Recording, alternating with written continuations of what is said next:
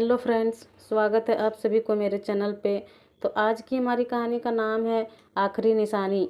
कहानी अच्छी लगे तो वीडियो को लाइक, सब्सक्राइब और शेयर ज़रूर करिएगा। अब कहानी को शुरू करते हैं। गुड्डू, अरे गुड्डू, ज़रा एक बाल्टी पानी लेकर आना। देखो तो कितनी कीचड़ लगी हुई है।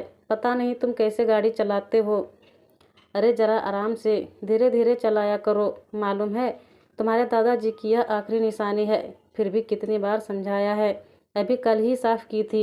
अपने घर के पीछे बने गैरेज में विनोद जी अपने जन्मदिन के अवसर पर पिताजी द्वारा उन्हें भेंट की हुई गाड़ी पर लगी कीचड़ देकर अपने बेटे गुड्डू पर गुस्सा कर रहे थे। गुड्डू एक बाल्टी पानी लेकर गैरेज में पहुंच जाता है और कहता है, पिताजी, हम गाड़ी आराम से ही चलाते हैं, मगर सड़कों पर इतने बड़े बड़े गड्ढे हैं और यह बारिश का मौसम, इसलिए थोड़ी सी कीचड़ लग गई गाड़ी पर। विनोद जी पानी से कीचड़ साफ करने लग जाते हैं और कहते हैं, अरे कोई बात नहीं गुड्डू बेटा, बस ध्यान रखा करो। गुड्डू कहता है, जी पिताजी, और वहाँ से चला जाता है। गाड़ी साफ करके विनोद जी गैरेज का गेट लगाकर और बाल्टी लेकर घर के अंदर चले जाते हैं। विनोद जी खिड़की के पास खड़े होकर बाहर का नज़ारा देखने लगते हैं। तभी उनकी पत्नी कुसुम जी चाय और पकौड़े लेकर वहां आ जाती हैं और दोनों सोफे पर बैठकर चाय पकौड़े खाने लगते हैं। कुसुम जी विनोद जी से पूछती हैं, आप गुड्डू को इतना क्यों डांटते हैं? इतना तो अच्छा है मेरा बच्चा। विनोद जी कहते हैं, कुसुम जी, मैं उसे डांटता नहीं हूँ, बस उसकी चिंता होती है मुझे।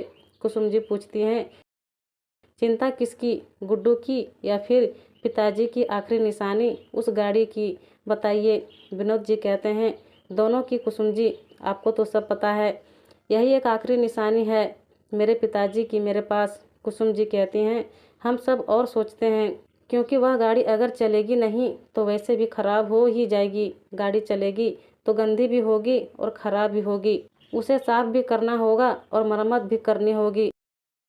आप अगर ऐसे व्यवहार करेंगे तो कैसे काम चलेगा? हमें इस गाड़ी के बारे में कुछ तो सोचना ही होगा। विनोद जी कुसुम जी की तरफ कुछ पल देखने के बाद खिड़की से बाहर देखने लगते हैं। चाय पकौड़े खाने के बाद विनोद जी तैयार होकर दफ्तर के लिए निकलने लगते हैं। तभी गुड्डू कॉलेज जाने के लिए अपने कमरे से बाहर आ जाता है। विनोद जी कहते हैं, गुड्डू, तुम मुख्य द्वार खोल देना, मैं गाड़ी निकालता हूँ, और बैग लेकर गैरेज की ओर चल देते हैं। गुड्डू मुख्य दरवाजे को खोल देता है और गाड़ी का इंतजार करने लगता है। कुसुम जी रसोई में कुछ काम करने में व्यस्त हो जाती हैं। विनोद जी गैरेज में जाकर गाड़ी में अपना बैग रखकर उसमें बैठ जाते हैं और अपनी पुरानी आदतों में खोने लगते हैं। उनका प्यारा बचपन, उनके पिताजी की आदतें, उनकी शिक्षा और उनका यह दिया हुआ प्यारा तोहफा, यह गाड़ी।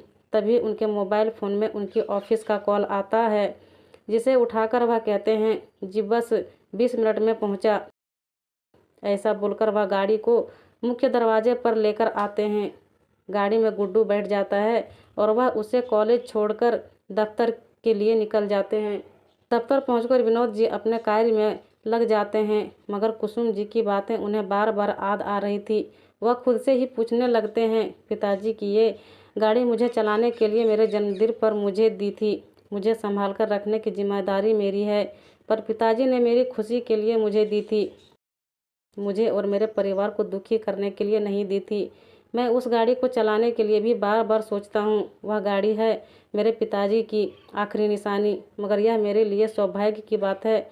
मुझे उसे चलाना चाहिए, पिताजी की भावनाओं को समझना चाहिए। वह मुझे उस गाड़ी को चलाते हुए देखना चाहते हैं। उस गाड़ी को गैरेज में बंद करके रखे हुए नहीं देखना चाहते, और मैं उस गाड़ी को बंद करके रखे हुए हूँ, जिससे वह खराब ना हो जाए, गंदी ना हो जाए। अपने परिवार को साथ लेकर कहीं घूमने भी नहीं ले जाता हूँ। किसी तोहफे के साथ भला कोई ऐसा व्यवहार करता है? तोहफा तो खुशियाँ और प्यार लाता है, परेशानी और दुख और चिंता नहीं लाता है। शाम हो चुकी थी। कुसुम जी दरवाजे पर खड़े होकर इंतजार कर रही थी। तभी गुड्डू पैदल आता दिखाई देता है। गुड्डू को पानी देकर वह उसके पिता के बारे में पूछती है। तभी गाड़ी के तेज हॉर्न की आवाज़ आती है। दोनों बाहर आकर देखते हैं तो हैरान हो जाते हैं। विनोद जी सभी को आने का इशारा करते हैं। पूरी गाड़ी में गुब्बारे और रंगीन फीते बंधे हुए थे।